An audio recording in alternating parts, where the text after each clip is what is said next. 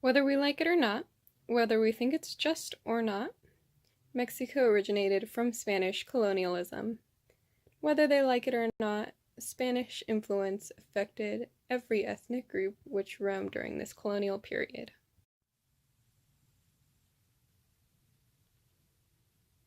Spanish conquistadores, support from Roman Catholic Church, and access to indigenous wealth and resources led to the continual dominance of the Spanish class, which is pictured with this little emblem right here with the Spanish flag. By the way, this one represents the average mestizo. This one representing the average Creole. This one, the indigenous person of Mesoamerica. And this one, the average African American slave.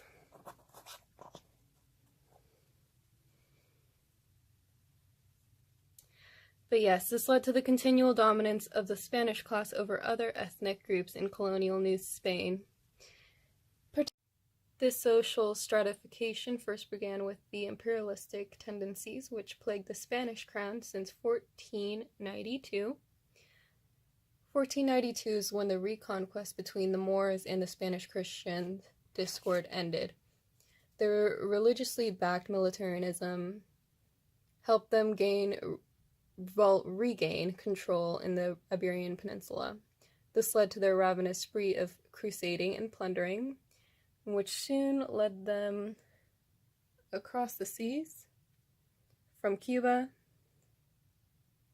to Mesoamerica. The phrase obedezco pero no cumplo translates to I obey but I do not comply. This phrase derives from the conquistadores and viceroyalty who would utilize semantic evasion and take advantage of slow communication between both continents in order to slow down the implementation of Spanish law.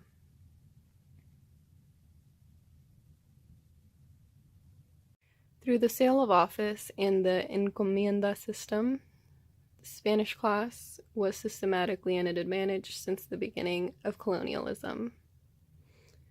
The sale of office would often be sold from Spanish elite to Spanish elite, and usually going to the highest bidder. It was thought that those who had a larger stake in local regions would be able to make the best decisions for the colonialists, but this was often wrong. It would soon pair legislation with corruption and bribery in Mexico. The encomienda system allowed for the Christianization of the indigenous population while being utilized as an economic resource for the Spanish elite. Spanish class domination persisted through the Habsburg colonial administration due to a decline of the indigenous population from introduction to Old World diseases, which Spanish migrants were virtually prone to be infected by. They would have immunity, and so would their descendants. The importation of African slaves to replace Indian labor soon fixed this issue, and the growth of the New Spain Catholic Church also helped systematically allow for the domination of the Spanish class. The reparamiento came to be during the mid-16th century, when the demand for Indian labor exceeded the supply of laborers. Spanish authorities would imprison, impose fines, or implement corporal punishment on Indians who wouldn't comply. The system soon replaced the encomienda system and helped support Spanish operations after the indigenous population declined. It also allowed for the implementation of wage labor, as the encomienda system helped support the position of Spanish elites and Creoles who inherited the encomienda grant from their ancestors, the reparamiento system gave power to the Spanish crown, though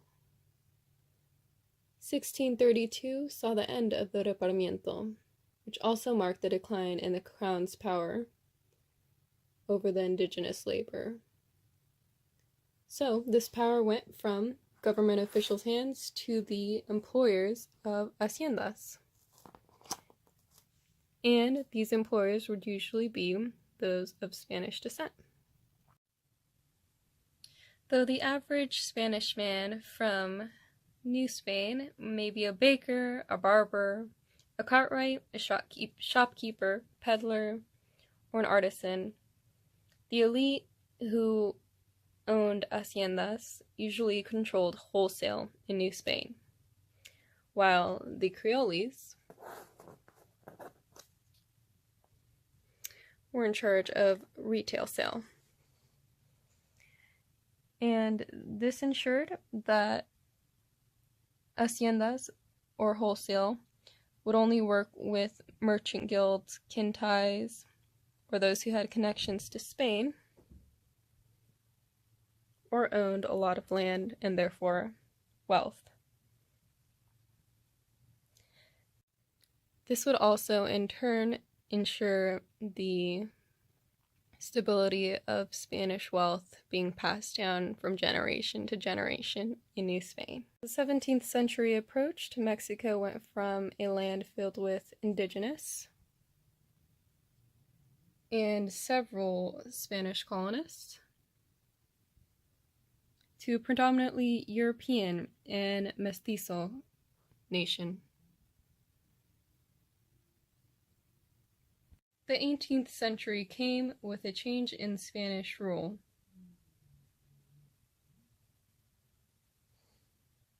And therefore a change in New Spain's rule. It went from the Habsburg colonial administration to the Bourbon dynasty. And with the change in rule came an implementation of reforms, many of which angered Spanish colonists, especially reforms such as tax increases. But this would also increase state power, which in a sense, or at least the Bourbon dynasty thought, would increase the well-being of the lives of Spaniard colonists.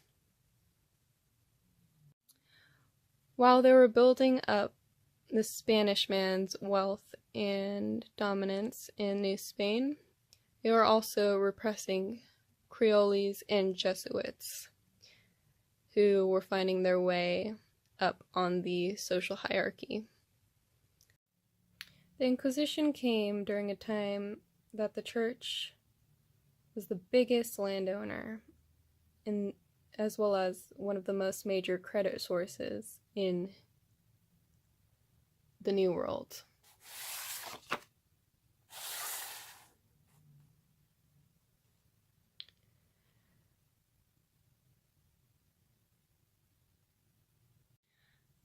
As colonial New Spain developed, Creoles found more wealth in Spanish dominance. And therefore, the Spanish social class has received the most benefits from colonialism in Mesoamerica, all from the access to new fertile land, to being the first ethnic group to access higher education, to their genetic resilience to Old World disease, and finally, thanks to their rich and religious motherland.